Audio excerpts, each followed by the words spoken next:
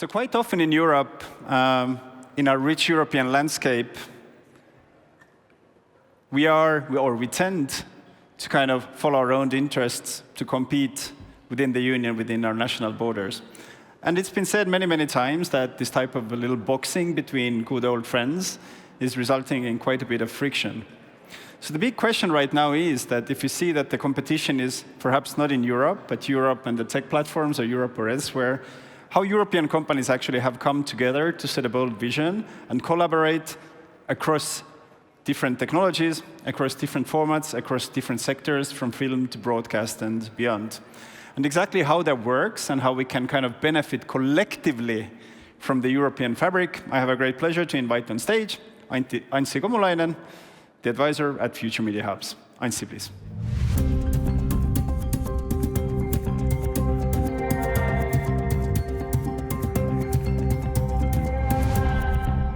All right, good afternoon. How many of you have heard of the Future Media Hubs? Several hands. How fortunate for the rest of you that I'm here to tell you all about it. So,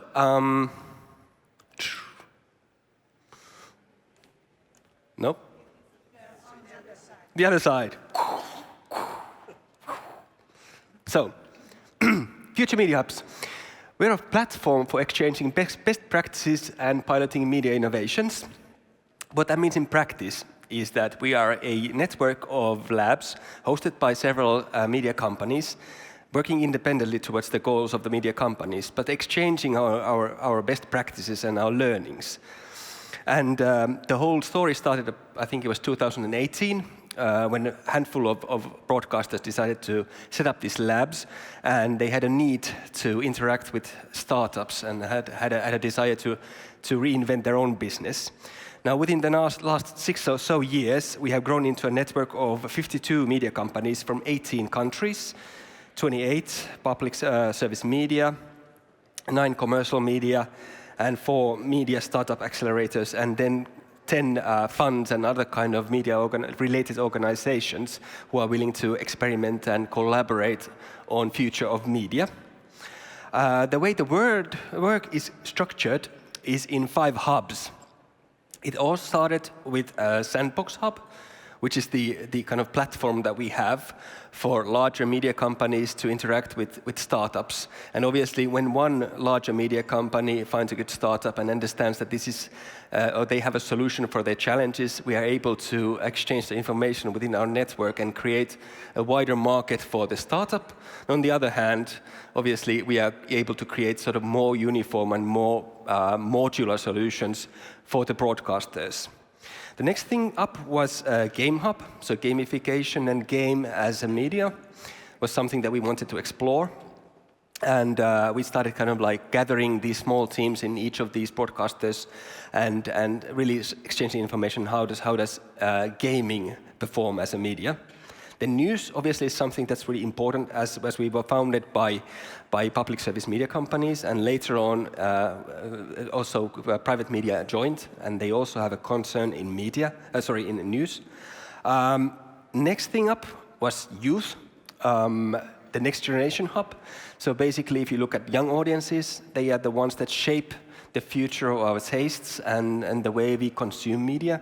So we're really interested how to engage with the young audiences. And the latest addition has been a new technology hub, which has been really focusing on the emerging technologies and how they can help us tell our stories better. I'm hoping that you can spot some of the brands that you every day use in your media landscape. If you fail to see something that you think should be there, please let us know. We are really, really happy to include all interested companies. We're really happy with what we've achieved so far. So we've conducted 300 innovation experiments. So these are rapid experiments on sort of fake news and disinformation, content innovation, data, AI, personalization algorithms, virtual production, and lately with digital agents as well. We've published more than 100 articles. We have created toolkits for interested companies to start exploring and experimenting with these new things. And we've successfully match-made 100 startups with some of our members and created meaningful collaborations and business opportunities for them. On top of that, we've organized 35 events, both in Europe and in the US. But what next? How many of you guys saw the Coca-Cola produced AI ad that was launched about 6 days ago? A couple of people. Excellent. So that was sort of a remake of a 95 Christmas is Coming classic Coca-Cola advertisement. I was about to bring it here, but I wasn't sure if it's kosher to show it here, so I skipped it. But it is quite interesting. It's not very impressive if you follow what AI is able to do. But same way as with the first encounters with ChatGPT, I think for many people it really kind of like opened their eyes what's possible now. Obviously, the ones who are like really deep into the technology were saying, okay, well, it's not state of the art and it's not so cool, and the creatives were saying that it's really tacky and the creative vision isn't there. So everybody's happy that their jobs are staying in the future. But on the other hand, it was produced by 3 top creative agencies from the States. They were using 2 AI models produced by some tech companies in the States, one produced by an Australian company, and one that was produced in China. Now, what's missing from the equation? The European models. So how long do we need to wait until we will have an AI-produced film or an ad or a short film that is using European models trained with European data legally? Well, we believe that kind of depends on us. So basically what we are now missing is we are missing economic strength and capacity, meaning we don't have the necessary money to invest in these technologies. We are dependent on sort of like these US models and the data we get access to them. So we do have communities of people who are playing around with these tools, and it is very helpful and useful. They are really easy to use, and we do have the talent who are able to use them. But how to actually use these in a scale, and how to integrate these into our workflows is a big question. Our business models as media are failing, so commercial media, legacy media is failing. Social media first took their audiences, and next it was the platforms, and they are not able to invest the money needed in order to keep up with the pace of the development. The public service media funding is being challenged all over Europe, so basically reduced. Then EU is obviously supporting us, which is great, but it's not enough by itself to do the trick. So we believe, and also in kind of like in a Europe-wide sort of policy discussion, we believe that media as a sector is not represented in a coherent manner. So basically, there is a media program, but if you look at the structures and the conversations, media is dealt with as something as part of education or technology or something, but it's not really there as a focus area. Whereas we believe that we are the voice of Europe, and obviously European identities need sort of ingredients to build on. So we believe that there's a strong need for media to collaborate on some of the topics that I mentioned. So data AI, trust and transparency, meaning fake news, or tackling fake news, new formats and experiences, and especially business model innovations. Pre-competitively means that we should explore these topics and technologies and understand how they perform, what can they do, how do they work. And this can be sort of like the resources can be pulled together, co-financed. And later on, when we understand how do we implement these technologies or new ways of storytelling, that's the time when the competition starts and the kind of differentiation starts. So no, we are not proposing to kind of like unify the kind of like media landscape, but we are thinking about building a thicker platform to enable everybody to kind of like innovate on top of the shared knowledge. What we think that in practice we should do is create an agenda, a common shared agenda where we name these topic areas that are important for European media to be competitive. We need to find cost-efficient innovation processes and scaling mechanisms once we find something that works.